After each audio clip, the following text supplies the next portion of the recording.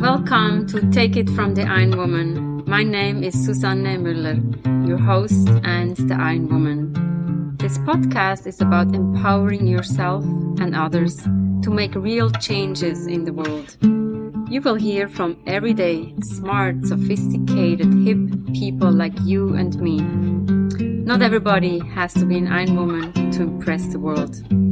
Together, we will learn from the sports and business leaders how you can become a more successful person as an entrepreneur or a leader. It's one step at a time, one day at a time. Take your steps now. Take your big steps now. Join me on this journey to success. Take it from the Ironwoman. We only have special guests, and today we meet Joanne Tombrakos. I know she's a special person because she shares the birthday with my father. So happy birthday or happy belated birthday. When we look at how we connected, we were at a networking event. I don't remember, 2005, 6, 7 maybe at 85 Broad. Then I was at an event of Claudia Chan and I saw you and I was thinking, these were my early days of networking. I know her, but I'm too shy to connect with her. And I was like, my devil in my head said, you have to go. So how many years later, here we are. And we also have the same connection at NYU and books and podcasts. Tell us a little bit about yourself, John. And I'm really happy to have you here, finally. Oh, well, thank you. Thank you so much for inviting me, Suzanne. It's funny that you remembered exactly where we first met. And sometimes I just kind of forget after a while. But one of the things that I do is I teach at NYU, and I'm constantly telling my students about the importance of networking, that you never really know where things are going to land. This is a great example of it, is that you can meet people and then not be near them and reconnect with them for whatever reason. That is one of the ways in which social media really helps us to stay connected. I call myself a storyteller because I use story to do everything that I do. I use it to build brands. I use it to teach. And I also use it to actually write story and write books, not just story, because my latest book is not really a story, but it's about how to use storytelling to create a pitch. That's pretty much where I am right now at this juncture. And you just said the right word, junction, because where did you start? You started in media broadcasting? Yes. I had a long career. I always say I started in radio. I graduated to television, and now I'm getting my advanced degrees here as an expert, subject matter expert, in digital marketing and social media. So yes, I started my corporate career. I actually did teach for a couple of years before I got into that, 7th grade English. And it's like a book I read someplace. I really kind of forget that was ever part of my life. But I started selling radio ads at a station in Philadelphia that had just launched. It was a country music radio station. I thought it was just going to be my entryway into getting a sales job. I had sales experience and I could go elsewhere. It became an industry that I fell in love with. I continued on that path. I got into management. I moved over to CBS Radio and I worked there for a number of years. I left CBS and started a job at Time Warner. It was Time Warner Cable, which really doesn't exist in the form it did in today's world. I've done national sales and local sales, and I've been always on the sales end of marketing and advertising. So pitching, as I like to tell anyone who stands in front of me, pitching is kind of what I've done. And I feel I still do it even when I'm teaching classes. I'm pitching them whatever it is that I want them to learn that day. Isn't it that Daniel Pink says, everybody is a salesperson, and you just absolutely. say pitching. So even if you and I, we talk, we are selling our ideas, intellect. And I always add our passion, because nobody talks. Passion is sellable. If you are not passionate about what you're selling, you cannot really sell the product. No, and sometimes you have to find the passion in it, because you may be in a situation where it's like, oh, I'm not really crazy about this thing, but I've got to find where the good is in it. And I agree completely. One of the things I write about in the book, and I say this all the time, is that people think the word sell is a dirty word, and yet we all do it. Someone might be, a parent is trying to sell their kid on the idea of eating broccoli for dinner. Yeah.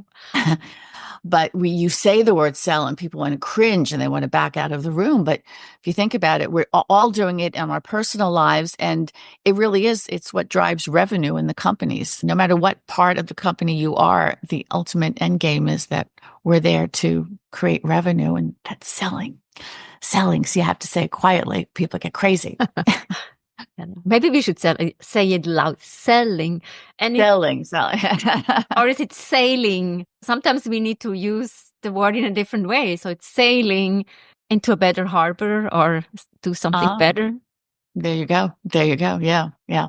That's the very short version of my story. Before we recorded, you said like teaching is your passion now. Yeah. In 2013, I began teaching my very first class at NYU. It's so fun when I think about it because there was a few subjects that were offered to me, and digital marketing came up, and I said, oh, I could teach that. And then afterwards, I was like, I don't know. Can I? Can I really? But digital it was a whole lot different than what it is today. I barely could figure out what I was going to do to fill 14 weeks. And now I can barely fit everything in because it's shifted and changed so much. But I do still remember standing in front of that class that very first day, and it was snowing outside. And there was this social network called Vine, which just launched that day, which no longer exists, which I like to say it died on the vine. It was the first short form video social network. And I remember thinking, oh, wow, like this is what this is going to be. It's going to be constantly changing. But again, I took that thinking, okay, this is great. I'll teach a class and that'll be fun. And then one class turned into two classes. And then I guess it was in 2018, I was invited to teach in NYU's real world strategic partnership program, where we actually work with a real company. This semester, I just finished up working with Samsung, and it's a smaller class. The students get a brief from the client, and then they have to solve the brief, and they get to compete against each other for the client to see who delivered the best pitch, which is basically what I did in my corporate life. So that became my third class and the impetus for my latest book, which is Crafting Your Pitch, a storytelling framework, because what I discovered, which shouldn't have surprised me one little bit, is that these students did not know how to pitch. I've been in rooms with seasoned professionals who don't know how to pitch, don't know how to deliver an engaging presentation. So, and what's happened with the teaching thing is that it's at this juncture of my life, again, I'm using that word again, I realized that it's exactly where I should be. It's exactly where I should be. I'm very fortunate. We have great students that walk through the doors of my classroom, and I get to make a difference, however small it might be. I figure if I make a difference in one person's life every day, then I'm doing a good job. I've been following you, obviously, on social media. It's so easy with Facebook or Instagram. And also what I see is the passion of the students when they are with you. Yeah. How do you create that? Someone said this to me recently. It's that I bring the human into it. I was having this conversation, and it was one of my colleagues. It was Dr. Carolyn Kassan. We'll give a shout out to her. She heads up global affairs over at NYU. And she said, that's what you do, is that you bring the human in. I'm still real. I know that there are things that they have to learn, and there's a curriculum that's got to get through to them and followed, but I'm still human. And apparently I have a sense of humor. I know I have a sense of humor, but people think I'm funny. I didn't realize that it was part of my whole thing. Now that I know, I kind of think I play into it more. So, and I try and keep it engaging. Everyone knows there's no secret that getting a college education these days is very expensive. And being the New Yorker that I am, I was born and raised here. I have lived in other cities, but I am one of those people who's more than willing to spend money, but I want to get my money's worth out of it. And so I try and give them that too. And that part of that is that they should not be bored to tears while they're sitting in my classroom, and whatever I can do to keep it engaging at the same time that they're learning, then that's a good thing. I'm able to go back to my sales training to do that. I can pull that in, because standing in front of a agency and trying to pitch an idea and keep them engaged is another version of the same thing. What is your secret sauce? My secret sauce? It's the story. It's the story. It's because no matter what you're doing, you have to sell into that emotion of it. And how are you going to connect? I do use story as well, even to make a point in whether it's sitting in front of a client or whether it is in front of my students. If I can pull something out of my head that happened recently or in the past, sometimes I pull out the same stories. And if I have a student that's taken me more than once, I hope to God I didn't say this one already. Well, it must be a Did I good say this story. earlier in the day? Did I say this yesterday? I'm not really sure. But that bringing that story into it, because that is ultimately what connects us and it makes us more real. But it also, at the same time, that story can help drive home that point, as opposed to just saying, hey, this is the way that it is, really help to illustrate it, because we've been doing that since the beginning of time. Mhm. When I'm listening to you, it's just like why I connected with you, probably because you're a human and you seem to be approachable. And also you're telling a good story. I always think if you're a teacher, you're telling a good story. This is what sticks with the students, not the data or the framework or the thought leader with a fancy name. It's that story. And even if you tell the story over and over again, we know sometimes we need to repeat ourselves many more times. Three times. They still say 3 times is the answer. I believe it's got to be more than that. I just don't buy into the 3 times anymore because the world's too noisy. It's 5. Is it 5 now? There I you go. think so. You've got the more recent research. I You'll don't have know. to give me. It's with the students, but it's also when I wrote this book, it's all stories to get my point across on why you should use story. So I'll use little stories in there. And the same thing that you would do if you're sitting in front of a client negotiating with them, if you can figure out a way to pull a story into it, as opposed to just saying, hey, here are the numbers. No one buys into how much something costs. They buy into the idea. And then if they like the idea, they'll figure out a way to pay for it. Or then you have to go back and then you'll start negotiating from the cost aspect. But if they don't like the idea, you're not really having a conversation. It doesn't matter how well thought out it is. You have to really get to that. It's about the emotional connection, which no matter how AI driven the world gets, I want to believe that that's still what's most important is the human connection. We can use AI, but then we need to create the human connection even more so, because everybody can use AI these days.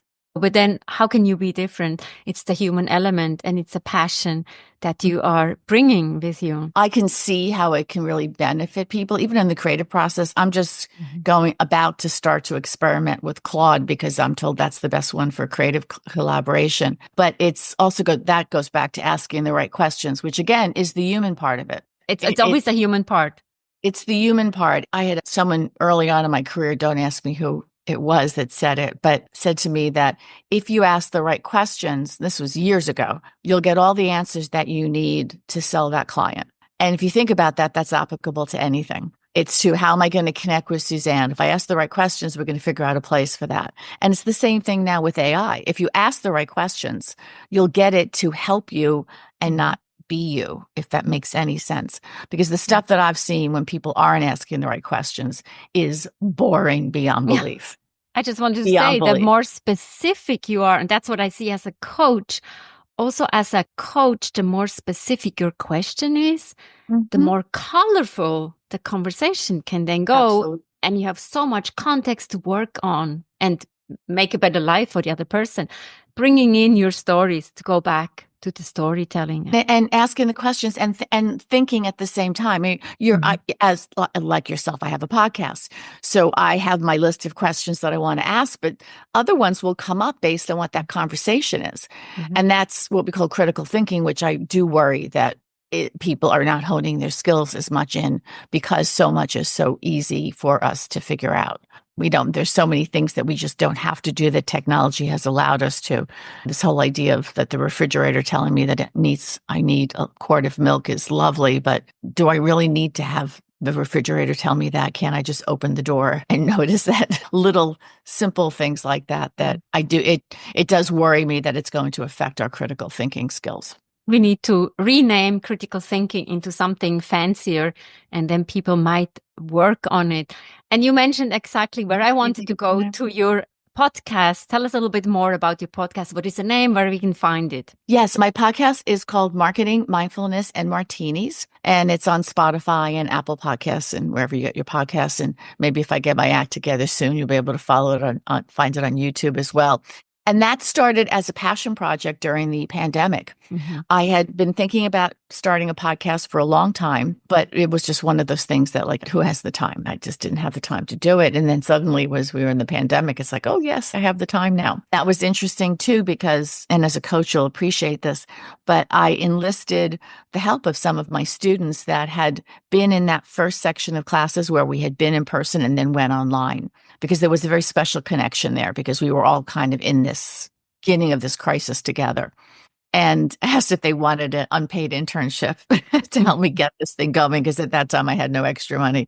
I had 16 people apply. It was my students who came up with the title for it, because I wasn't really sure what to call it. I kept suggesting names and nobody liked it. And finally I have a lot of international students, but this was the one American student who just happened to be from New Jersey, and in very typical New York, New Jersey fashion, he just like, oh, these names are so boring, and you're not boring. It should be like marketing and margaritas.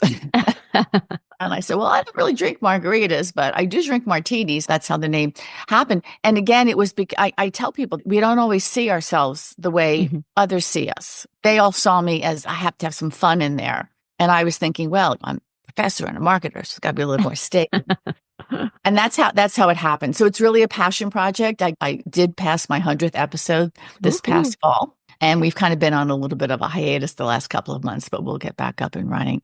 And I just interview interesting people that I know from different walks of life, or that I happen to meet as well, that generally have some connection to marketing, and get perspectives. But it's not a how-to. I never wanted it to be how to use SEO or anything like that, because it's not that wasn't what I want. I wanted it to be a conversation. I've listened to a few episodes. It's also fun, but you can have your martini and you're like, oh, okay. People say, have you had a martini? And I'm like, no, I'm afraid if I start drinking a martini when I do one of these, God knows what'll come out of my mouth. And maybe not. And it'll be recorded. It won't just be me sitting at the bar with a friend and the conversation goes no further. So yeah, but it's a lot of fun. I really enjoy it. I enjoy it too. What do you do when you don't work? What do I do when I don't work? That's a great question. I find lately that what I like to do the most is to be in the company of the people that are important to me. Even though it's almost 5 years that we've out of this pandemic, it's been a very slow march to just really feeling like you can just be with people, be in person, have fun, go do fun things, enjoy the city of New York. And I do like to travel. I was in France, not this past summer, the summer before. So it's one of my favorite places. Let's dream of more travels and in 2025 and more fun. So it's marketing, mindfulness, and martini. But thank you so much for this lovely conversation and learning and providing passion. My book is on Amazon and any place online that you get your book. There's also an Audible version of it in case some people prefer to listen as opposed to. Oh, wonderful. Okay. Audible is the thing to go these days. Okay. Wonderful. Thank you so much and keep it up. Thank you. Thank you for having me. What a cool conversation. Marketing, mindfulness, and martini, and the book. And everything can be found on her website. Take It From the Ironwoman has episodes every Monday. Don't miss out. Learn from others, ask questions, be curious, and Take It From the Ironwoman is also the book Global Business Coaching with Sports Parallels. Download it or get it in your local bookstore. Like us and write a review on the platform where you're listening to your podcast episodes. Thank you for your support. We'll see you next time.